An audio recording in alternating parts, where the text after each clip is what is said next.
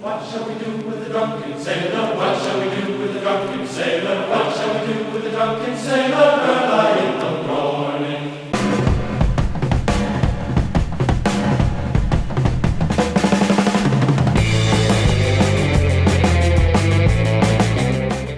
Hello there, Sid here, and welcome to another episode of The Drunken Ork. This is part 2 of my Wazbom Blasta Zepplin KITBASH, made from the Gahadran Overlord's ironclad floaty boat from Age of Sigmar, Warhammer. Now, if you've seen part 1, you'll see I got one of those kits with its big boatiness and its weird brass ball thing and all the rest of it, and thought, yes, that's got Wazbom written all over it. And I took you through basically what I'd done to the original kit, which bits I left off, which was a few, and all the extra bits I put on, including the crew, to make it look a bit more orky. But that video ended when it was still grey. Now, as you know, that's quite dangerous because that has the potential to stay grey for a long time. But it hasn't. I've got it painted up. And yeah, I'm going to take you through a few steps. Not an and then I put red on here, and then I put that bit blue, and then I painted the rivet silver. I'm not going to do all that. I'm just going to go through a few steps of what we've done. Then we'll have a look at the Wazbom Blasta Jet in total. You know, it's more like it's how it plays in game, and I'll leave you with a bit of a montage at the end. So let's have a look at the painting. So here you can see the right hand side of the hull. I basically just sprayed it silver, and then I went to give it the usual wash of Guilliman flesh to make that sort of dirty brown colour, but I got my pots mixed up and I used Agrax Earthshade, so it stayed mostly silver. And by the time I realised, I thought, you know what, it's silver, but it's a grubby silver, so yeah, I'm going to leave it. I like the look of that bare metal. Then just picked out some red bits. I like the accent of red in my wire, and a few little smashes of that bright blue as well. Once I've got all the colours on, including a lot of extra metallic bits, the golds and the brasses on the guns and the propellers and the boiler, then I also took some brown contrast paints and just picked out other bits. Like there's a strip of the metal across the main hull itself, which has just been hit up with, I think it's hardened leather from Army Painters speed paints, and it just adds a nice, I think it gives a nice metallic colour. It's not quite bronze or copper, but it's just old beaten metal, and you don't have to be too careful about getting it on nice and smooth. If it not pools, but if it's a little bit thicker in places, it just gives it a slightly more patchy look, which I think looks quite good for orky stuff. So after I'd done all that, I decided to weather it, and basically went round with a few different weathering mediums like streak and grime and some rust washes, and some of it was just straight up contrast paints, mostly painted in the lips and then just dragged down with a really thin brush to give like a streaking effect. I painted all the glasswork and viewing ports and what have you just with a usual or classic lens effect, which is where you start with a base green colour, add a bit of black, painted all that dark colour you just made, use a bit with slightly less black and paint the bottom 2/3 or so, and basically get a lighter and lighter gradient going all the way down to the bottom. You'll reach a stage where you're adding no black to the base green, but you're adding a little bit of white, and you keep going until you've got basically just a green tinted white to go around the bottom arc, and then just a couple of dots of pure white at the opposite corner just to show the like the lens flare. You can do that with any colour. I often do it with blues and reds as well, but for this I wanted green because I had blue and red on it already. And of course, some checker plates. Here's the other side. You can see I've basically done the same thing. It is different because it's a different side, but it does look the same because I've painted it the same, and both sides do look pretty similar, to be fair. I mentioned in the last video I'd kept the rack of bombs from the ironclad instead of using one of the larger bombs on each side from the Wazbom kit, or the Blitzer bomber. The reason I didn't do that was because at the time it was only going to be pretty much just off the ground, and it ended up being a lot further off the ground, so maybe I should have went with the bigger bombs. But I quite like the little bombs, and I generally paint all my bombs and rockets the same way, which is basically red and white. Just makes them stand out a bit. There's a bit of a shot from the front, the big face plate or figurehead or face figure plate head, whatever you want to call it, was just painted like a brassy copper. And I used some of the technical paint from GW to give it that patina. There's lots of them about, those sorts of paints. Theirs is something oxide. I don't know, it's not an easy thing to remember because it's got nothing to do with what it is, but you can get a lot of them. I believe Dirty Down does a good version of this as well, so keep your eyes open for that if you see it. But yeah, just to sort of make it look like it was a bit more weathered. Orcs aren't going to be washing their kit too often, you know, they don't finish a battle and put it through the old Wazbom wash or equivalent. They just crack on. If it's working, it's doing alright. Here's what actually makes the thing fly. It's like a Zeppelin or some sort of dirigible. It's basically, I painted it brass because I wanted a big copper ball and a little copper ball at the front, so I just painted that over the silver, which I hit up in a lot of places, and picked out some of the metal tones as well. I also went over some of the panels again with some of those brown contrast paints just to give a little bit of variation in colour. There it is with a bit more paint on. I've just painted some of the pipes purple, some of the pipes green. They were generally done with a darker version, dry brushed a bit and given a wash. And then some more of the red panels and blue panels as well. You also painted the tusks on the very front on the big jaw plate. You know, no surprises here. It was given a kind of a bone white colour, then a wash with some sort of skeleton horde or something similar, and then dry brushed up with the bone white again, heavier at the tips than it was at the base. Always remember, when you're doing tusks, they'll be darker at the base. When you're doing horns, they're darker at the tips. Nobody needs to know that. Nobody needs to factor that in. But that shows these are big teeth as opposed to horns. Although I will refer to them as horns throughout because I generally forget myself.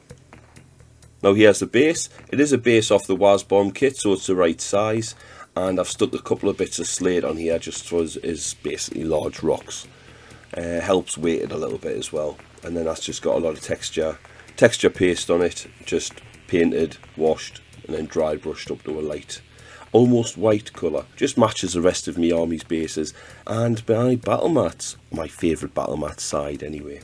I then got a cork dinner mat, which was kindly donated to me by my wife, as in, oh, I've got this if you want it, can I rip it up? Yeah, so I did, just to get some bigger rocks, not huge big slate bits. I used to try and break the slate down because I've got loads in the garden, and I used to try and either saw it into smaller pieces, which created a lot of really fine talcum powder sort of consistency slate dust, which apparently is very, very bad for you, so I stopped doing that. And then I did also go through a stage of just smacking them with a hammer in the garden on the concrete path just to sort of break them up, which again lent my garden to be sort of covered in tiny slivers of razor sharp slate. I might as well just be smashing bottles, so I stopped doing that as well. So when I need a rock that's not quite as big as those pieces, I now use bits of cork. I did buy some loose cork, but they're tiny, and I wanted something a bit bigger, so I was basically just snapping off chunks and cutting them to a random shape. Some of them, you can see in the central one there, I doubled up just to make it a little bit taller. And then they were just prime black and painted the same way as everything else. Yeah, I've got some more decorations for the base. There's 3 oil barrels which came from a Tamiya kit. They're the scale model 200 litre barrels with a pump and a tap and what have you. I've got 2 green stuff cables I'd had knocking around for a bit, and I stuck some plastic rod on one end to attach to the very top of the flying stand, and on the other end I put a small bit of plastic tubing on with a slightly larger bit over the top, just so it acted like a socket on a bayonet fitting. Then done the same on a bit of gardening wire which is attached to a barrel, as you can see, give it a nice curly whirly shape, and then done the same style bayonet fitting on the loose end, but putting the larger tube further back so the narrower tube stuck out, and that's where it sort of clips onto the bits which are hanging down off the ship. Does that make sense? It doesn't really matter ultimately, but you know, I like to know how these things are going to work.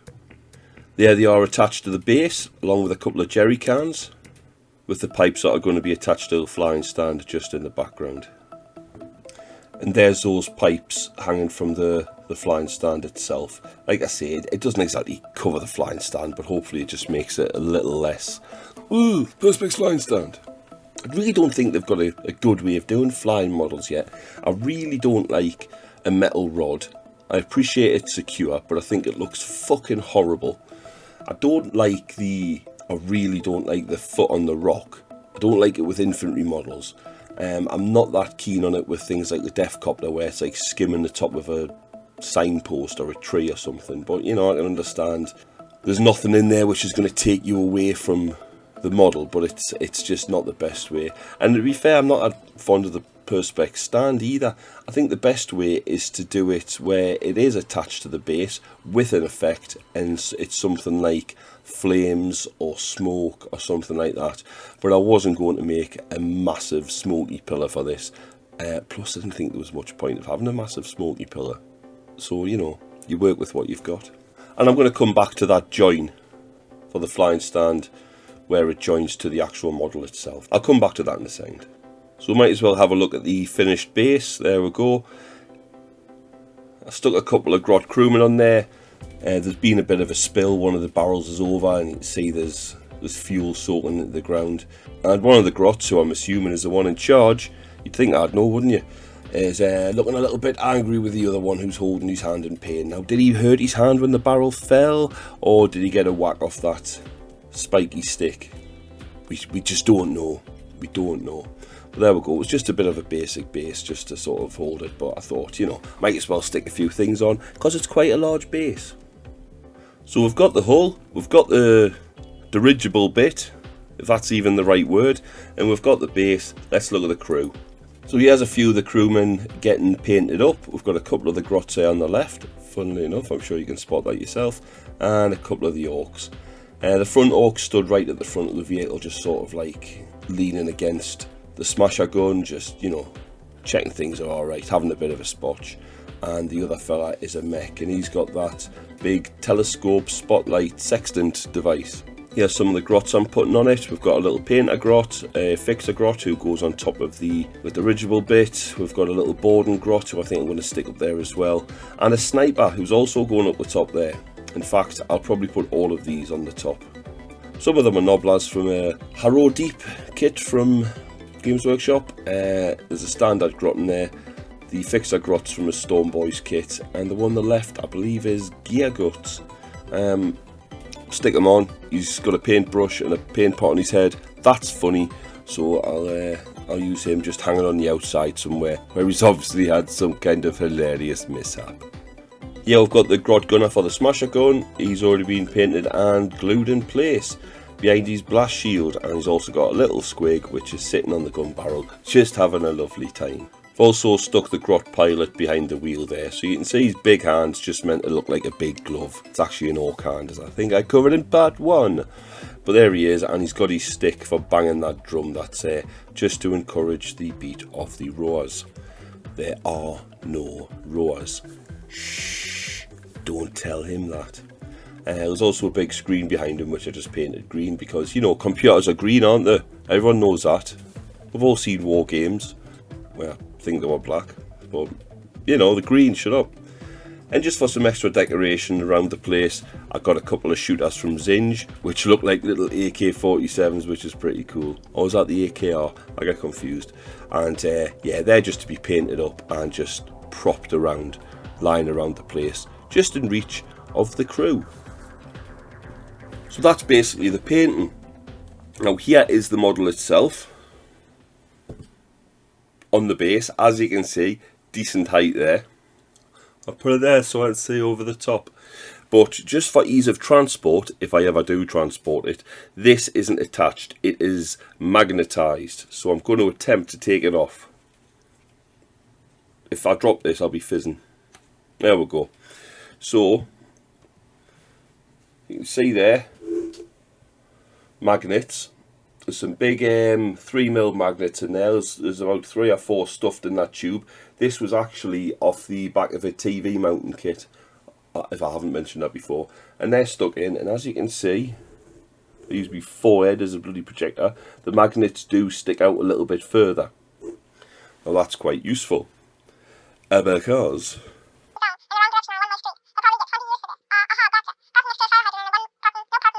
Yeah, boy! Right, so I'll probably fast forward through that bit. So there's the base, and you can see there's a pin sticking out of there.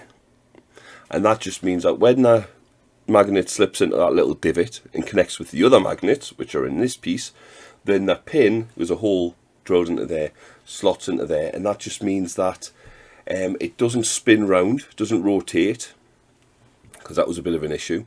On a slight wonk it would go, ugh. So it doesn't do that anymore. And you can also tip it, although don't, and it won't fall off.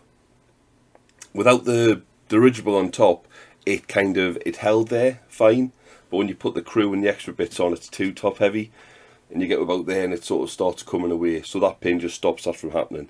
Rule of thumb is, don't do it, but if it accidentally does that, it'll be fine, but don't do it.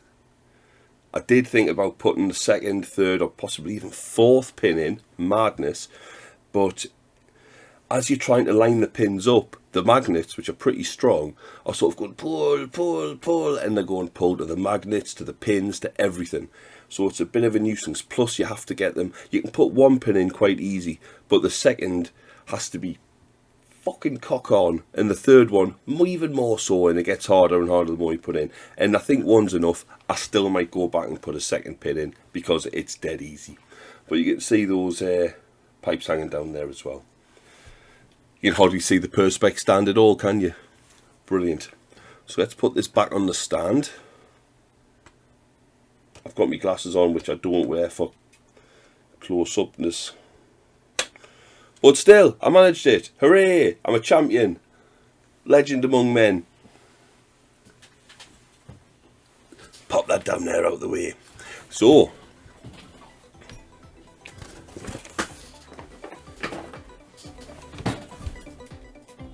the finished thing. Let's have a look in rotatey cam. There we go with all the crew on. Like I say, I put a little painty grot at the back. I stuck a monkey up there. You see him running about. He's painted blue, which denotes him as a squig in my tribe. And yeah, altogether, I'm pretty pleased with it. If it ever gets knocked off a table, it will explode and be ruined forever. I'm pretty sure of that. Might as well be made out of glass. But I seem to have moved away a lot from the quite chunky, blocky, resilient looking stuff to quite, you know, spindly and delicate creations with a bit more going on. I like to add lots of little details to things. I want people to look at a model and go, oh, that's cool, and then be able to look at it a second time or a third time or a fourth time from different angles and see something new every time. You know, not just a 3 or 4 second glance, which I think is a decent look when you're skimming through things, you know, the likes of Instagram or what have you. But I want someone to look a few times and look from a few different angles and see different things. I like that. I like doing that, so I assume other people like it as well. It is slightly on the wonk, meaning it's tilting, if you're looking at it front on, off to the left at the top. I noticed that quite early on. I thought, should I change that so it's perfectly level? And I thought, no, it's a fucking aircraft. They're rarely perfectly level. They're always turning and flying and swooping, and plus it's not particularly wonky. It's just slightly off. So I just left it. But yeah, I think it's quite effective, quite striking looking, and I can't wait to use it for a turn before it's destroyed. But will it be destroyed? Is the Wazbom really that rubbish? Are all flyers rubbish? Let's have a look. So, in Warhammer 40k 10th edition, the Wazbom Blasta Jet is an Ork flyer. It does have the grenades keyword, which is pretty good for dishing out those mortal wounds. And let's have a look at the profile. Movement 20 plus, which in 10th edition means you must move 20 inches, but you can move as much as you want, which, considering the boards are about 48 by 60 inches or something, that's, you know, nice. There's a toughness of 9, which means that it's reasonably resilient to small arms fire. That's pretty resilient to small arms fire, and reasonably resilient to the mid-range auto cannons and what have you. But heavy weapons, especially the super heavy weapons, like, you know, the specialist ones on tanks and the big Imperial guns and that, are gonna rip it apart. It has a 3-up save, which I think is pretty good for a flyer, to be fair, and 12 wounds. So, you know, it's not the most resilient thing. It's actually probably a little bit more resilient than a truck, if I'm being honest, but yeah, it's not too bad. Leadership 7, alright, and objective control 0, as per flyers. It does have deadly demise on a D3, D3 damage should I say, and yeah, it's got a blaster jet attack run, which means it can reroll hit rolls of 1 when it's shooting. Now I assume with something like this, you could fly it past the mech and the mech will go, bang, knock a patch on it as it does a swoop and dive, heals at D3 wounds, and then it gets better at shooting. I assume, I hope. I'm not seeing any rule which says you can't do that to a flyer, but it would make sense if you couldn't, if I'm being honest, but I would like to think you can, because it has got some nice ranged weapons. It's got the smasher gun, D3 shots, hitting on a 4, which is decent anyway. Strength 9, minus 3 AP, 4 damage. That's pretty good, especially with the blast keyword as well. That'd be great for taking out, you know, the your elite enemy, your terminators and the like, because it knocks them straight down with the invul, wounded on 2s, and yeah, pew, pew, pew, dead. So that's not bad. The twin Wazbom mega cannon. Also has blast and hazardous. I'm a little bit miffed that it's D3 shots and it gets twin linked, but I'm not going to go down that rabbit hole of being annoyed that orcs get less shots now. But the twin linked, so all the ones that you don't even hit with would have got rerolls to wound if you did hit, but you didn't because you're orcs. I'm not going to go down that. I just did, but I'm not going to go down it again. It is what it is. Yeah, but it hits on 4s and it's got strength 12, which is pretty nice. Minus 2 to the AP, which is not as good as it was, but you know, fair play, and D6 damage. That's a quite hard hitting thing, especially with the blast as well, and the re-rolling wounds. A low strength 12. That's pretty good anyway, you know what I mean? That's wound most things on a 4.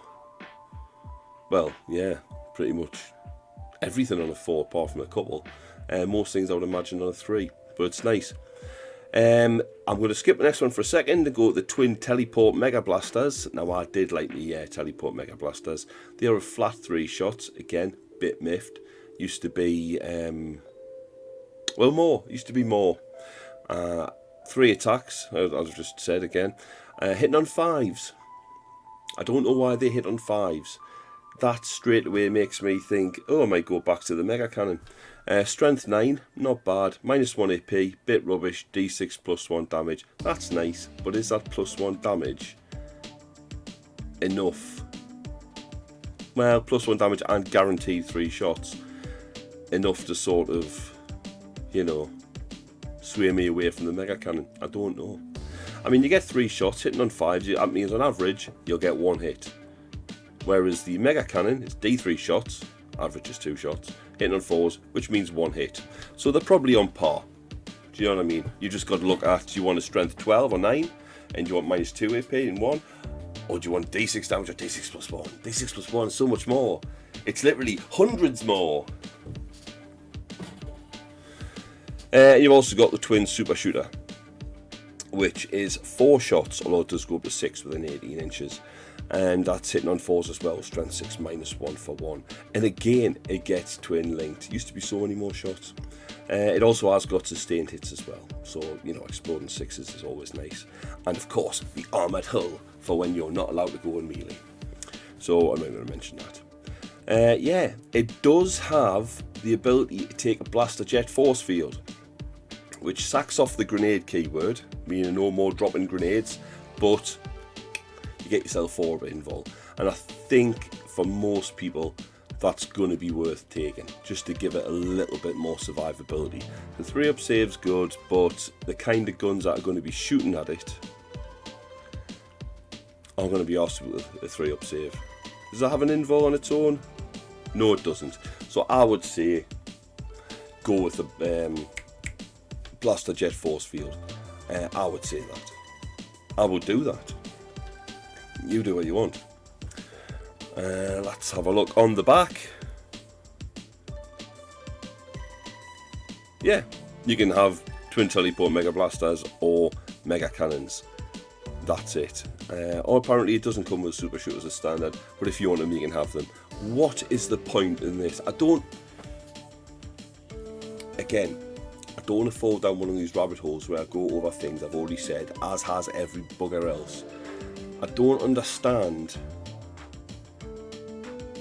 why they don't cost points. If the super shooters cost, I think they used to, was it 10 points each, a bit more than normal, like a big shooter. Super shooters were 10. If you've got these super shooters and they cost you 10 points each, and there's 2 of them, I mean, I used to put them on because I liked them. But if it came down to like, oh no, I need to get 20 points from somewhere, I'd consider sacking them off. So sometimes I'd have them, sometimes I wouldn't. But if you can just have them for free, what's the point? What's the point of giving you the option that, well, you can have them or you can not have them? It depends.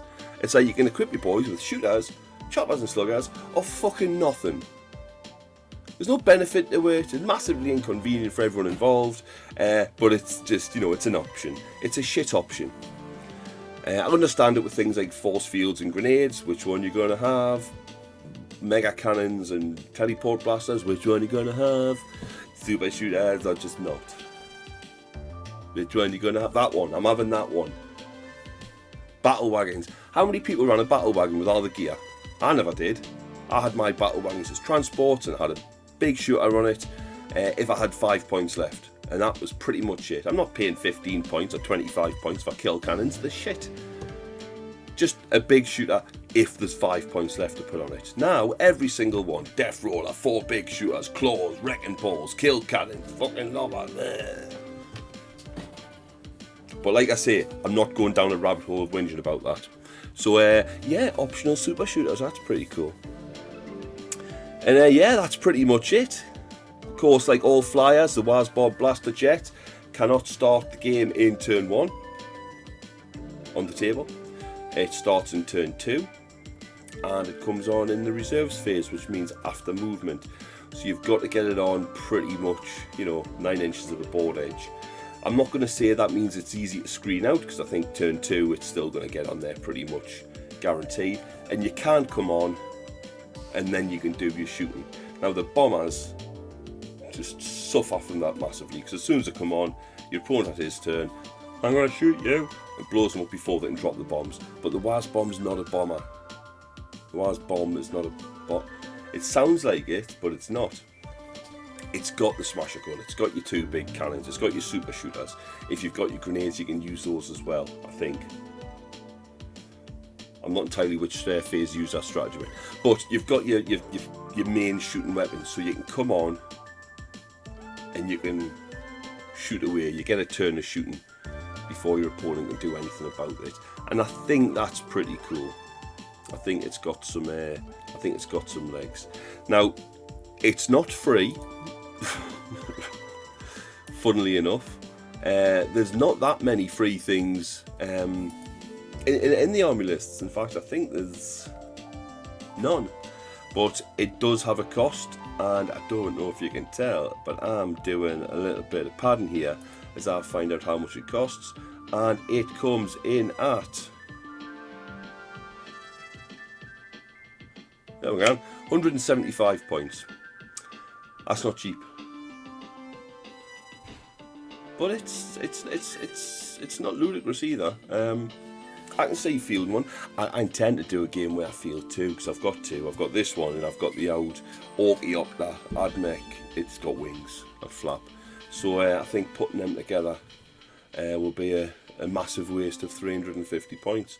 Very easily destroyed, does very little. But I'm going to do it anyway, for a laugh. Yeah, so that's the Wazbom. So that's a Wazbom Blasta Jet. That's how I painted it, that's what it looked like, and that's how it plays. I'm going to leave you now with a montage and some close-up shots of the finished model. I hope you enjoy them as well. Gives you a little bit more squiz at the details, you know what I mean. Hope you enjoyed the whole video and the project. Don't forget to hit like and subscribe, give the bell a little tickle, and leave a comment below and let us know what you've been working on recently as well. So thanks for your time, and until the next one, take care.